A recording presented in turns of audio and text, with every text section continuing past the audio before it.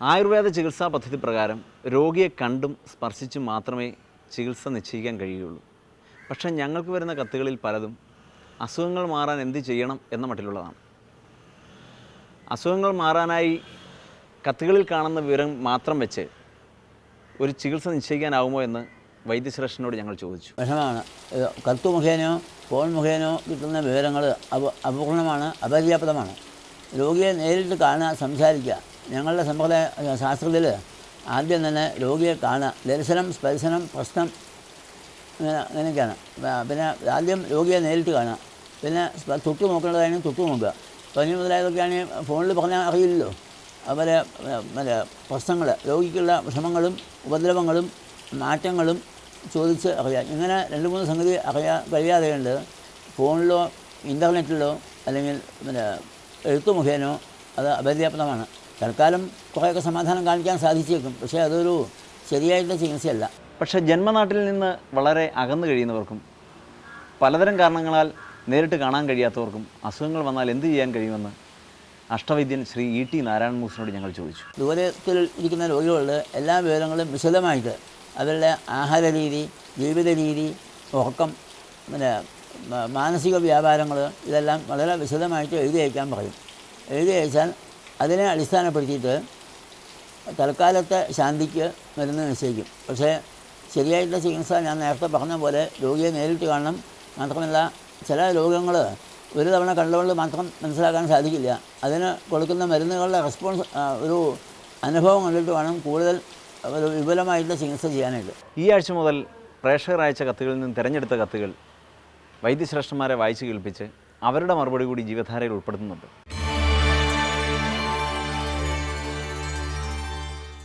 ഈ ആഴ്ചത്തെ കത്തുകൾക്കുള്ള മറുപടി തൈക്കാട് ശ്രീ ET നാരായണൻ മൂസ് നമ്മളോട് പറയുന്നതാണ്. റാസ് അൽഖൈമിൽ നിന്നും ഷാൻ അബൂബക്കർ എഴുതിയ കത്താണ് ആദ്യം. എൻ്റെ ശരീരത്തിൻ്റെ പല ഭാഗങ്ങളിലും തൊലിപ്പുറത്തായി കുമിള പോലെ കറുത്തു പൊങ്ങി വരുന്നുണ്ട്. ചിലപ്പോൾ ഇത് പൊട്ടി ഒരു ദ്രാവകം ഒലിക്കും. ചെറിയ ദുർഗന്ധവുമുണ്ട്. പല ദിവസങ്ങളിലും ഇത് കാരണം അവധിയെടുത്ത് വീട്ടിൽ ഇരിക്കേണ്ടി വരുന്നു. ഇവിടുത്തെ കാലാവസ്ഥ കൊണ്ടാണോ ഇത്? ഇത് സോറിയാസിസ് എന്ന രോഗത്തിൻ്റെ ഒരു വകഭേദമാണെന്നാണ് ചിലർ പറഞ്ഞത്. ജീവധാരയിലൂടെ ഒരു മറുപടിയും ചികിത്സയും ലഭ്യമാകുമോ? ശരീരത്തിൽ കാണുന്ന ചുമപ്പും തളിപ്പും 2-3 രോഗങ്ങളുടെ മുന്നോടിയാണ്. ഒന്നാമതായിട്ട് എക്സീമ എന്ന് പറയുന്ന ദദ്രു എന്നാണ് ഇതിൻ്റെ സംസ്കൃത ഭാഷ. അതിൻ്റെ പിന്നെ ചിലതരം രക്തപാതങ്ങൾക്കും അങ്ങനെ കാണാം. പിന്നെ ഈ സോറിയാസിസ് എന്ന് പറയുന്ന സിഗ്മ, ഈ 3-4 അസുഖങ്ങൾക്ക് ആദ്യമായിട്ട് കാണുന്ന ചുമപ്പും തളിപ്പുമാണ്. താൽക്കാലിക ആശ്വാസത്തിന് പൊതുവേ ഈ 3 രോഗമായാലും വിരോധം ഇല്ലാത്ത, ഈ സിഗ്മയായാലും രക്തപാതമായാലും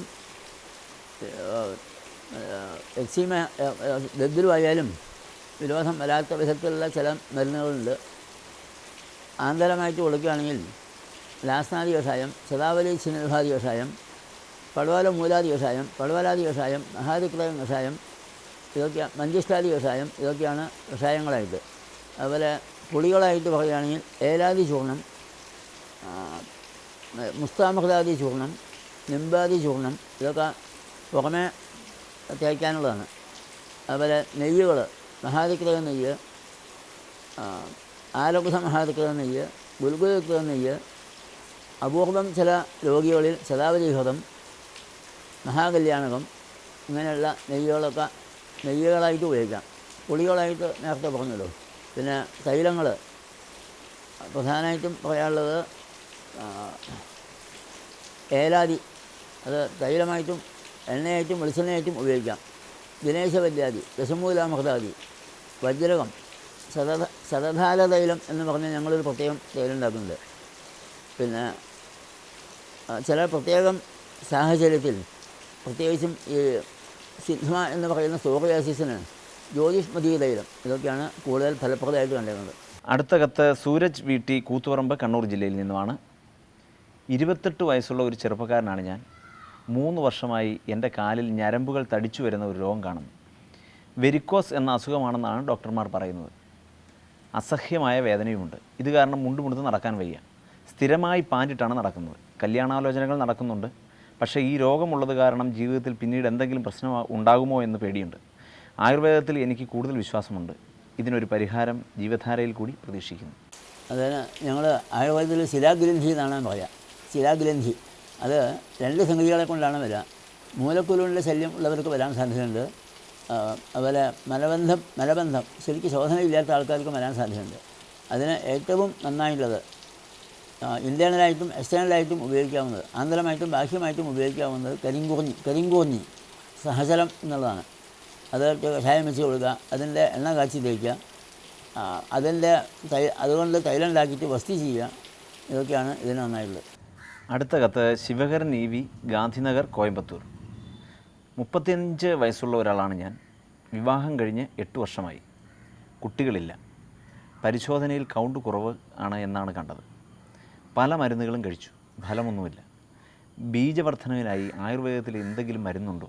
ജീവിതധാരയിലൂടെ ഒരു ചികിത്സ നിർദ്ദേശിക്കാമോ എന്നാണ് അദ്ദേഹം ചോദിക്കുന്നത്. ബീജവർദ്ധനത്തിന് പ്രധാനമായിട്ട് പറയുന്നത് നായ്ക്കുവരണ, അതുപോലെ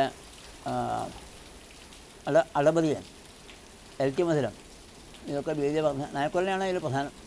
പിന്നെ വെളുത്തുള്ളിയും ഒരു പരിധി വരെ ഇത് നന്നാവും. വെളുത്തുള്ളി പറയുമ്പോൾ അത് അത്ഭുതം തോന്നും. ഈ വെളുത്തുള്ളിയുടെയും നായ്ക്കുവരണയുടെയൊക്കെ സ്വഭാവങ്ങൾ, അതിൻ്റെ ഗുണങ്ങൾ വളരെ വളരെ വ്യത്യസ്തമാണെങ്കിലും ഈ ശുക്ലവർദ്ധനം എന്നാണ് പറയുക പൊതുവെ. ബീജവർദ്ധനം എന്നുള്ളതിനേക്കാൾ ശുക്ലവർദ്ധനം എന്നുള്ള പേരാണ് പറയുക. അതിന് വെളുത്തുള്ളി നന്നായിട്ട് പറയുന്നത്.